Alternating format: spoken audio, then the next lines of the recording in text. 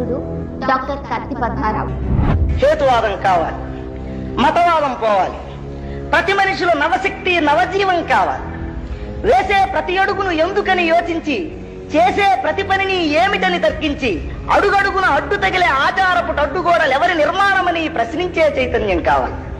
గతమంతా నిండింది పురాణాల బూజులతో, బూతు కథల మోజులతో. గతమంతా నిండింది పురాణాల బూజులతో, బూతు కథల మోజులతో.